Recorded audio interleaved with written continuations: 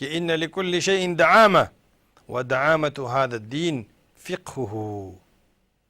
وفقیہ واحد اشد علی الشیطان من الف عابد۔ یہ حدیث جامع صغیر میں ہے۔ نبی علیہ السلام نے ارشاد فرمایا کہ ہر چیز کے لیے ایک ستون ہے جس کے اوپر وہ کھڑا رہتا ہے اور جس کے اوپر اس کا مدار ہوتا ہے، اور دین کا ستون جو ہے وہ فقہ ہے۔ اور ساتھ فرمایا ایک روایت میں کہ ہزار عابد جو ہے وہ شیطان پر اتنا بھاری نہیں ہے کہ جتنا ایک فقیہ جو ہے وہ اس کے اوپر بھاری ہے۔ یعنی ایک فقیہ اور ایک عالم 1000 عابدوں کے برابر ہے۔ تو جو عابد بھی نہیں ہیں ان کے اوپر ایک فقیہ کی کتنی وقعت ہے اور وہ کتنا بھاری ہے۔ اسی طرح حضرت ابو ہریرہ رضی اللہ عنہ فرماتے ہیں کہ رسول اللہ صلی اللہ علیہ وسلم نے ارشاد فرمایا خصلتان لا یجتمعان فی منافق حسن سمت والفقہ فی الدین۔ یہ حدیث شریف بھی امام ترمذی رحمہ اللہ نے روایت کی ہے اپنی سنن ترمذی میں۔ حضرت ابو ہریرہ رضی اللہ عنہ روایت کرتے ہیں، فرماتے ہیں کہ حضور اقدس سرور کونین سرکار دو جہان صلی اللہ علیہ وسلم نے ارشاد فرمایا منافق میں 2 خصلتیں جمع نہیں ہو سکتی۔ منافق میں 2 خصلتیں جمع نہیں ہو سکتی،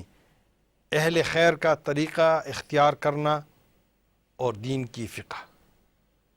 اس کا مطلب اپوزٹ کیا ہو گیا؟ یہ 2 چیزیں کس میں جمع ہو سکتی ہیں؟ عالم عابد فقیہ میں۔ اسی طرح حضور اقدس صلی اللہ علیہ وسلم کا ارشاد ہے، حضرت عبداللہ ابن عمر رضی اللہ عنہما فرماتے ہیں، روایت کرتے ہیں کہ قال النبی صلی اللہ علیہ وسلم افضل العبادت الفقہ، افضل العبادہ الفقہ۔ اس حدیث شریف کو بھی جامع صغیر میں روایت کیا ہے کہ حضرت عبداللہ ابن عمر رضی اللہ عنہ روایت کرتے ہیں، فرماتے ہیں کہ حضور اقدس صلی اللہ علیہ وسلم نے فرمایا تمام عبادتوں میں افضل جو ہے وہ فقہ ہے۔ اسی طرح ایک اور ارشاد ہے حضور اقدس صلی اللہ علیہ وسلم کا، فرماتے ہیں ابو ہریرہ رضی اللہ عنہ روایت کرتے ہیں، فرماتے ہیں کہ قال رسول اللہ صلی اللہ علیہ وسلم جاء اہل الیمن ہم ارق افئدہ الایمان یمان والفقہ یمان والحکمت یمانیہ۔ یہ حدیث شریف امام مسلم رحمہ اللہ نے اپنی صحیح میں روایت کی ہے حضرت ابو ہریرہ رضی اللہ عنہ سے۔ فرماتے ہیں کہ رسول اللہ صلی اللہ علیہ وسلم نے ارشاد فرمایا کہ یمن کے لوگ آئے اور ان کی صفات بیان کی کہ وہ نرم دل لوگ ہیں، اور پھر فرمایا کہ ایمان بھی یمن کا، اور پھر فرمایا کہ فقہ بھی یمن کی اور حکمت بھی یمن کی۔ امام ترمذی رحمہ اللہ فرماتے ہیں کہ اے فقہا یعنی فقہ کے امام کے گروہ، تم طبیب ہو، تم ڈاکٹر حکیم ہو، اور ہم دواخانے والے ہیں، صیدلی ہیں، فارمیسی والے ہیں، ہم پنساری لوگ ہیں۔ یعنی جو محدثین حضرات ہیں ان کے امام ترمذی رحمہ اللہ فرماتے ہیں کہ ہم حدیثوں والے لوگ جو ہیں، ہماری مثال ایسی ہے جیسے ہم پنساری ہوں، ہم صیدلی ہوں، ہم فارمیسی والے ہوں، لیکن اے فقہ کے امام آپ لوگوں کی مثال جو ہے ایک ڈاکٹر کی ہے، ایک حکیم کی ہے، ایک طبیب کی ہے۔ اب یہاں پر آپ فرق محسوس کر لیں کہ کس کو کس کے اوپر کتنی فضیلت حاصل ہوتی ہے۔ کیا پنساری کو طبیب کے اوپر، حکیم کے اوپر، یا فارمیسی والے کو جو صرف دوائیں اس کے پاس پرچی آتی ہے اور وہ جو اس کے سامنے لکھی ہوتی ہے وہی دے دیتا ہے، اس کو پتہ نہیں کہ اس میں اس کے کیا خواص ہیں، یا جو تشخیص کر کے اس کو دیتا ہے کہ اس مرض کا علاج یہ چیز ہے، یہ اس کو دی جائے۔ اب اسی طرح فرمایا، دوسری جگہ فرمایا کہ فقیہ فقہ کے امام میں 2 خوبیاں جمع ہوتی ہیں۔ ایک جگہ فرمایا کہ حدیث کے معنی کو فقہا، فقہ کے امام جو ہے وہ ہم سے بہتر جانتے ہیں۔ تو ان احادیث پر اگر ہم غور کریں، حضور اقدس صلی اللہ علیہ وسلم نے فقہ اور فقہا کے امام کی تعریف فرما کر امت کو ترغیب دی ہے کہ وہ فقہا سے فقہ سیکھ لیں، کیونکہ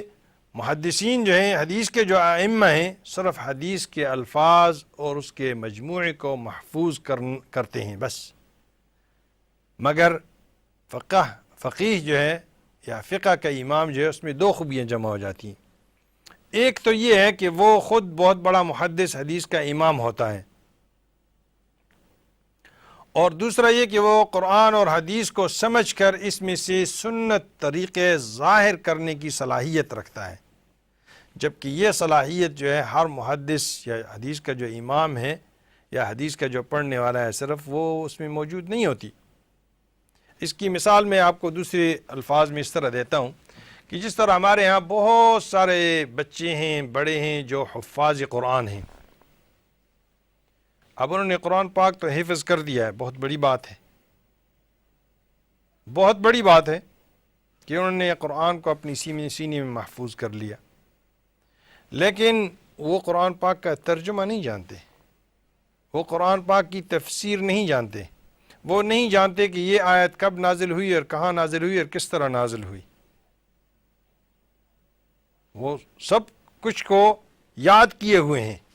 اسی طرح محدثین بھی سب کچھ یاد کیے ہوئے ہیں، لیکن یہ پتہ بہت کم ان میں سے کسی کو ہے کہ اس حدیث کا مفہوم کیا ہے، اس کا مطلب کیا ہے، اس کو کہاں پر فٹ کیا جا سکے اور کیسا اس سے استنباط کیا جا سکے، کون سا حکم اس سے نکلتا ہے، عام آدمی کے لیے اس میں سے کیا رہنمائی ہے اور کیا ہدایات ہیں اور کیا تعلیمات ہیں۔ میں نے مختصراً ایک مثال آپ کے سامنے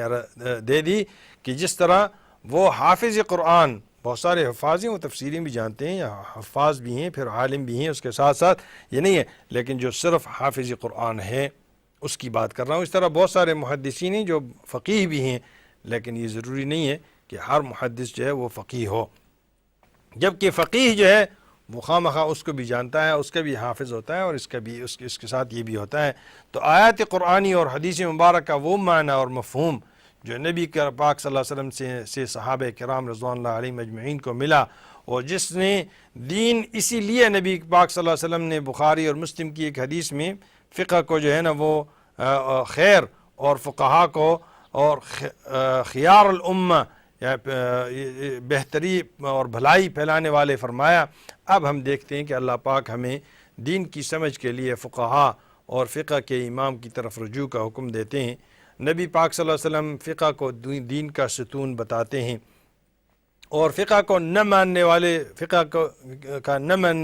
فقہ کو نہیں مانتا، نہ ماننے والے کو اللہ پاک کے پیارے نبی صلی اللہ علیہ وسلم منافق قرار دیتے ہیں، اور اسی طرح فقہ کو افضل عبادت قرار دیتے ہیں حضور اقدس صلی اللہ علیہ وسلم۔ اور اس طرح یمن والوں کی فقہ کی تعریف حضور اقدس صلی اللہ علیہ وسلم فرماتے ہیں، اور فقہ کو خیر بھی کہتے ہیں، اور فقہا اور فقہ کے امام کو بھلائی پھیلانے والے بھی کہتے ہیں۔ مگر جو لوگ فقہ کو حدیث کا مخالف کہتے ہیں، فقہا کو نفرت سے یاد کرتے ہیں، مسلمان سوچیں کہ ان کی بات درست ہے یا نبی علیہ الصلوۃ والسلام کی بات درست ہے۔ یقیناً نبی علیہ الصلوۃ والسلام کی بات جو ہے وہ حق ہے اور وہ سچ ہے اور درست ہے، اور اس پر ایمان لانا ہی کامیابی کی ضمانت ہے۔ اگر نبی علیہ الصلوۃ والسلام کے زمانے میں فقہ نہ ہوتی تو نبی علیہ الصلوۃ والسلام یمنی فقہ جو ہے اس کی تعریف کیسے کر دیتے؟ اسی طرح ابو داود رحمہ اللہ کی حدیث کا مفہوم ہے کہ حضرت معاذ بن جبل رضی اللہ عنہ کو جب بھیجا گیا تو اس کے سامنے بھی نبی علیہ السلام کے سامنے بھی انہوں نے فقہ کی پر عمل کا اعلان کیا، تو حضور صلی اللہ علیہ وسلم نے انہیں شاباش دی اور اللہ کا شکریہ ادا کیا کہ اللہ پاک نے اپنے نبی کو اپنے ایلچی نمائندے کے جواب سے خوش کر دیا۔ جو صحابہ نبی کریم صلی اللہ علیہ وسلم کے قریب تھے وہ نئے نئے مسائل حضور اقدس صلی اللہ علیہ وسلم سے پوچھ کر عمل کر لیتے، جو صحابہ کرام رضوان اللہ علیہم اجمعین نبی پاک صلی اللہ علیہ وسلم سے دور تھے یا دور رہتے تھے اور اپنے علاقوں میں جو ہے نا جا کر وہاں رہتے تھے، تو وہ اپنے علاقے کے جو فقیہ صحابہ تھے ان سے مسائل جو ہے پوچھ کر عمل کرتے. اور نبی علیہ السلام کے بعد مکہ مکرمہ میں حضرت عبداللہ ابن عباس، اسی طرح مدینہ منورہ میں حضرت زید ابن ثابت اور ابی ابن کعب، یہ لوگ فقیہ تھے. اور اس طرح کوفہ میں عبداللہ ابن مسعود رضی اللہ عنہ کو حضرت عمر نے فقیہ مقرر فرمایا تھا کہ اور ان کے بعد حضرت علی رضی اللہ عنہ خود بھی ایک بہت بڑے فقیہ تھے. تو صحابہ کرام رضوان اللہ علیہم اجمعین خود آ کر ان لوگوں سے مسائل جو ہے نا وہ پوچھ کر اس پر عمل کیا کرتے تھے. حضرت عمر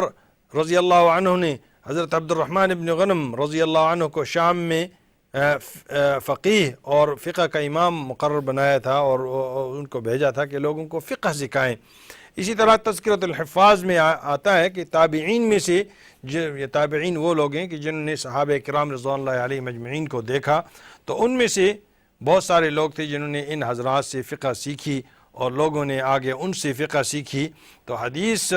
قرآن اور حدیث کی وہ جامع معنی تشریح جس میں ائمہ فقہا نے کسی دلیل کا ذکر نہ کیا ہو، اگرچہ فقیہ کے پاس دلیل موجود ہوتی ہے اور وہ دلیل قرآن اور حدیث سے ہی لیتا ہے، مگر دلیل کا حوالہ نہیں دیتا کہ میں نے یہ مسئلہ فلاں آیت سے یا فلاں حدیث مبارکہ سے لیا ہے، یہ ہے فقہ. میں ایک دفعہ پھر عرض کر دوں کہ قرآن اور حدیث کی وہ جامع اور مانع اور تشریح جس میں ائمہ فقہا نے کسی دلیل کا ذکر نہیں کیا، اگرچہ وہ دلیل اس فقیہ کے پاس موجود ہوتی ہے اور وہ دلیل قرآن اور سنت سے ہی لیتا ہے، مگر اس کا حوالہ نہیں دیتا کہ یہ مسئلہ میں نے فلاں آیت سے اور فلاں حدیث سے اور حدیث مبارکہ سے لیا ہے، تو یہ اس کا حوالہ نہیں دیتا، یہ ہے فقہ. اس کو اگر آپ بہت ساری اس کی مثالیں ہیں، آپ کو بخاری میں بھی ملیں گی، آپ کو مسلم میں بھی ملیں گی، اور آپ کو جو باقی سنن الاربعہ ہیں اس میں ملیں گی. پھر کبھی اس کے اوپر وقت ملا تو انشاءاللہ اس کو اور واضح کریں گے کہ کس طرح ہماری ضرورت ہے فقہ اور فقہا کی، اور ان لوگوں کی طرف رجوع کرنے کا، اور ان کی تقلید کا کس طرح ہمیں حکم دیا گیا ہے. تقلید اگرچہ بذات خود ایک بہت بڑا موضوع ہے، کبھی فرصت ملی تو انشاءاللہ اس کے اوپر بھی بات کریں گے کہ عام آدمی کی ضرورت ایک تقلید کے لیے کتنی ہے، اور وہ کس حد تک جو ہے نا وہ کسی شخص کی کا مقلد ہو سکتا ہے اور اس کی تابعداری کر سکتا ہے اور اس کی فرمانبرداری کر سکتا ہے اور اس کے حکموں کو اپنے لیے عمل کا رستہ